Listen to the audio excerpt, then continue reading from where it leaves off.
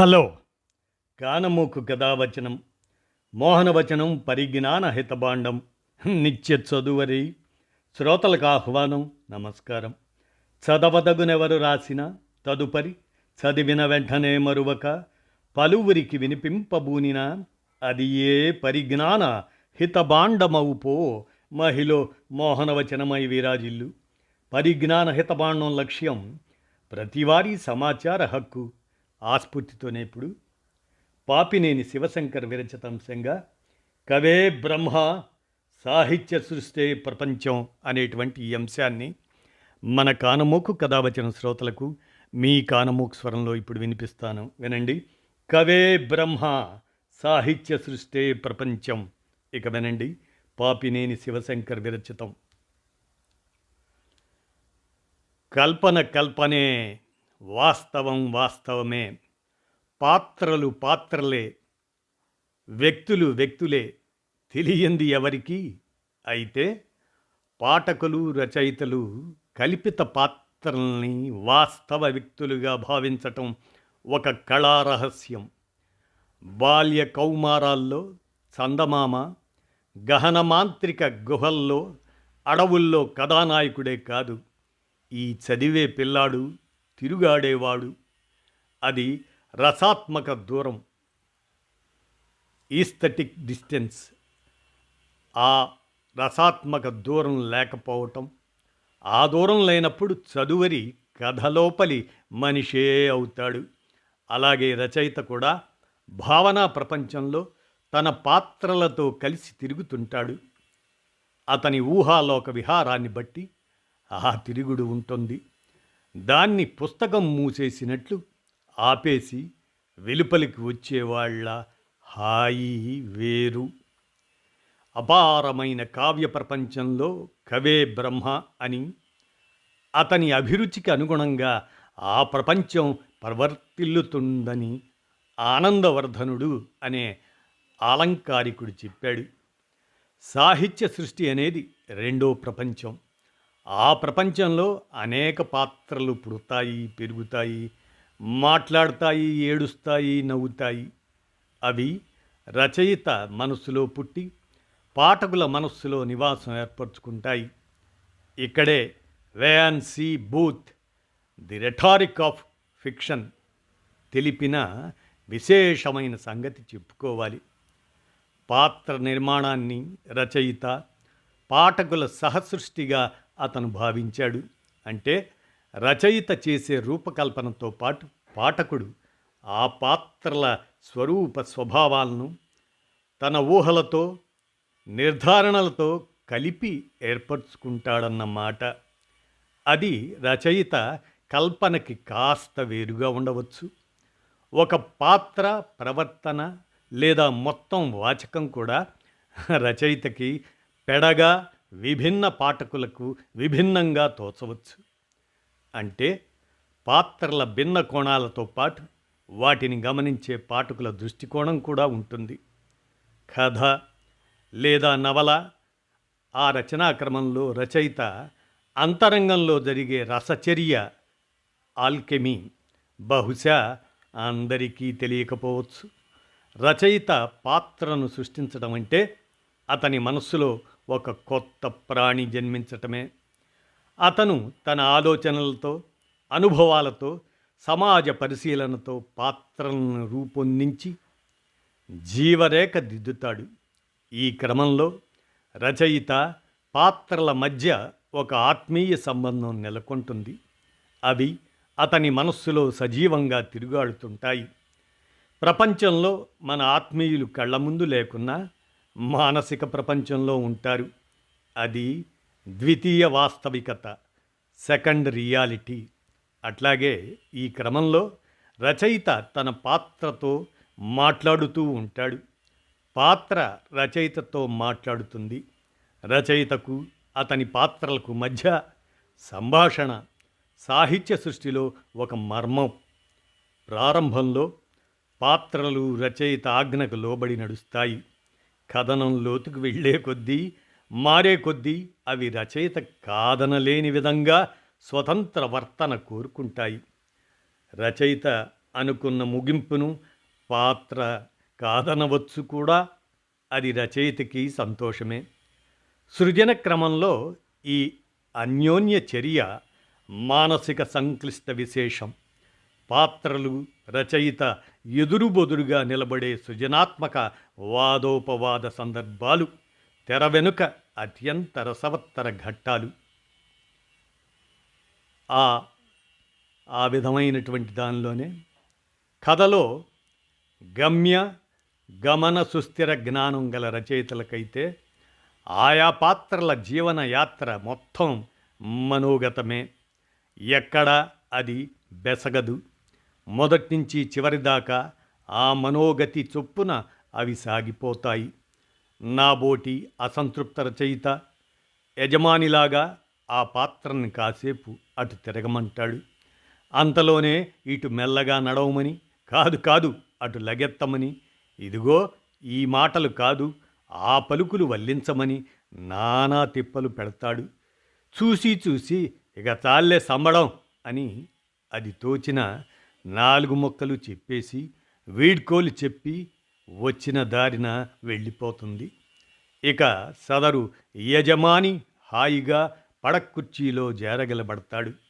కనుకనే రచనా క్షేత్రంలో ఏ విధంగానైతే మనం గమనిస్తామో ఆ పాత్రలు ఇక రచనా క్షేత్రంలో కొంత దూరం వెళ్ళినాక పాత్రలు తమ మాట వినడం లేదని, వాటి దారి అవి చూసుకున్నాయని రచయితలు అనటం కద్దు. హృదయానుభూతి గాఢత గల రచయితకు అతని పాత్రలకు మధ్య ఒక మానసిక భావోద్వేగ సంబంధం ఏర్పడుతుందనుకుంటాను. విశిష్ట పాత్రలు రచయితకు కోల్పోరాని వాస్తవ వ్యక్తులుగా, అంతరంగ స్నేహితులుగా మారతాయి.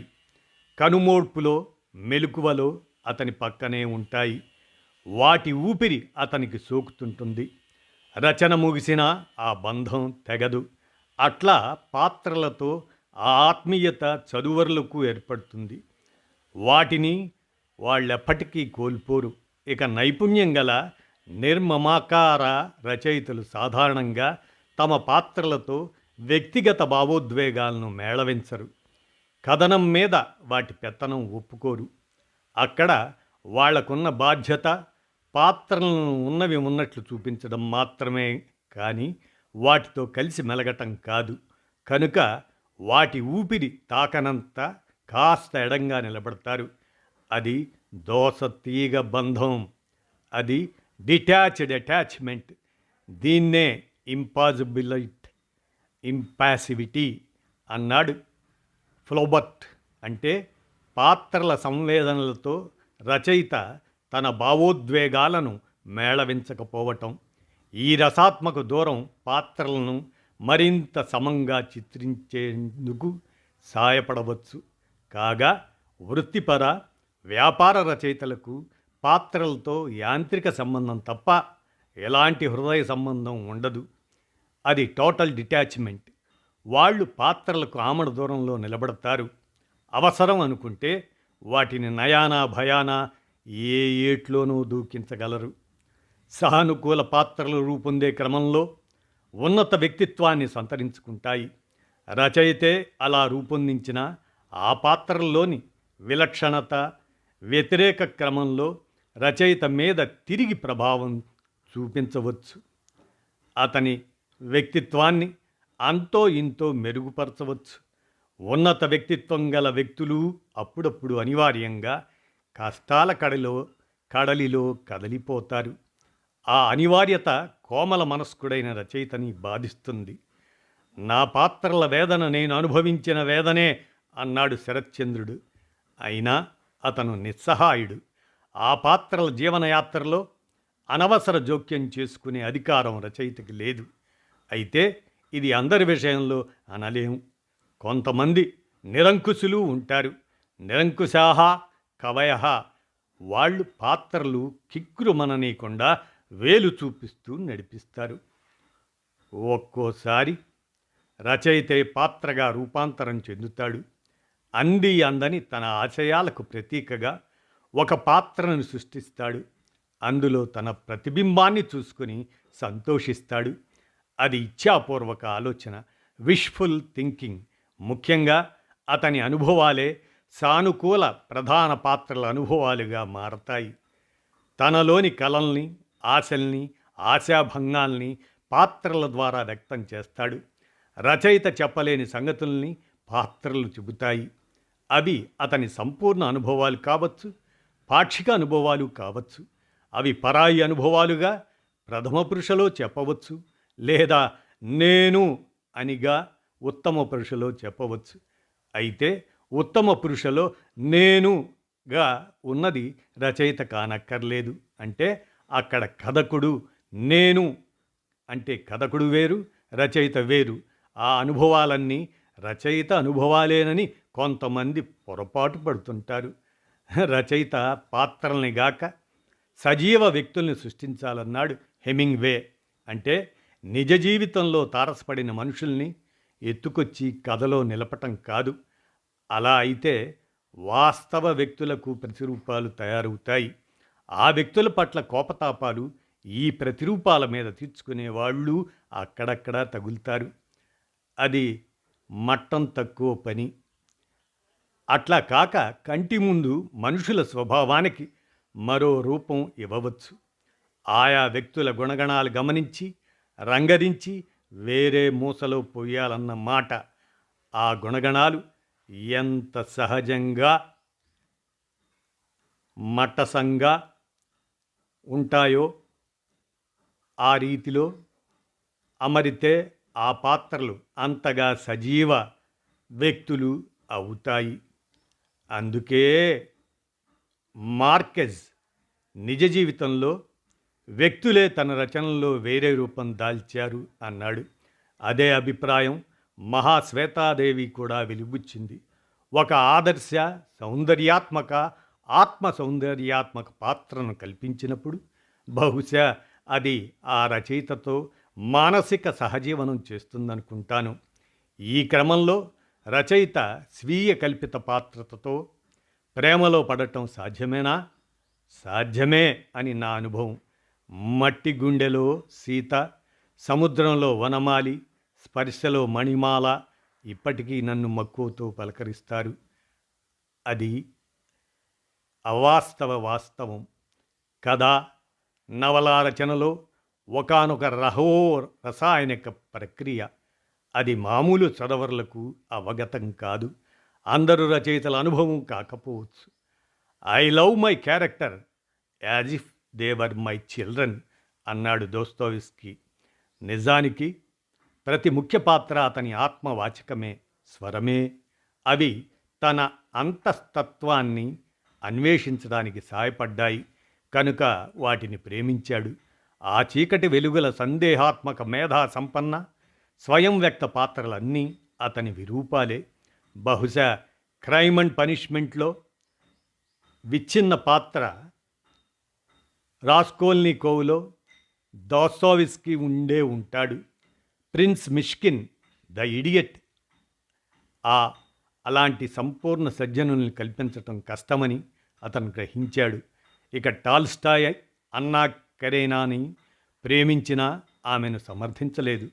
ఒక కవికి లేదా రచయితకి తాము సృష్టించిన పాత్రలతో ఎలాంటి అంతర అనుబంధం ఉందో తేల్చలేము. బాగా వెనక్కి వెళితే సీతాయా చరితం పుణ్యం అన్న వాల్మీకి, ద్రౌపదిని పుణ్యగంధ అన్న వ్యాసుడికి వారితో ఆత్మీయ బంధం ఉందా? లేక స్థితప్రజ్ఞులుగా వారిని గమనించారా? శకుంతలను అంపకం చేసేటప్పుడు కణ్వ మహర్షితో పాటు కాళిదాసుకి వైక్లభ్యంతో కన్నులు చెమ్మగిల్లి ఉంటాయా? శ్రీకాంతలో రాజ్యలక్ష్మిని శరత ప్రేమించాడా? పదేరు పాంచాలిలో చిన్నారి దుర్గ మరణం విభూతిభూషణ్ణి బాధించి ఉంటుందా? ఇవన్నీ జవాబు తెలియని ప్రశ్నలు. తెలుగులో ఏ రచయితలకి తమ పాత్రల పట్ల నిర్మమకారం లేదా భావోద్వేగ సంబంధం ఉందో తెలియదు. అయితే గురజాడకి మధురవాణి పట్ల, ఉన్నవకి మాలపల్లిలో రామదాసు పట్ల, రామస్వామికి శంభుకబదలో శంభుకుడి పట్ల, శ్రీపాదకి కలుపు మొక్కల్లో శేషాచలం పట్ల, బుచ్చిబాబుకి చివరికి మిగిలేదిలో అమృతం పట్ల, సీతాదేవికి మట్టి మనిషిలో వరూధిని పట్ల, బైరాగికి దర్బాను పట్ల లోపల ఏదో మమకారం ఉందనిపిస్తుంది. మరెన్నో ఉదాహరణలతో మనం ఆలోచించవచ్చు. అయితే ఈ ఉండటం లేకపోవటం అనేది ఆ రచనా శిల్పానికి గీటురాయి కాదు. కాకపోతే రచయిత ఆత్మీయ భావోద్వేగ బంధంలో రూపొందిన పాత్రలు పాఠకుల భావోద్వేగాలతో తేలిగ్గా అంటుకుపోతాయి, ఆప్యాయంగా మనసు లోగిల్లోకి వచ్చి కూర్చుంటాయి. ఒక అందాన తొలగిపోవు.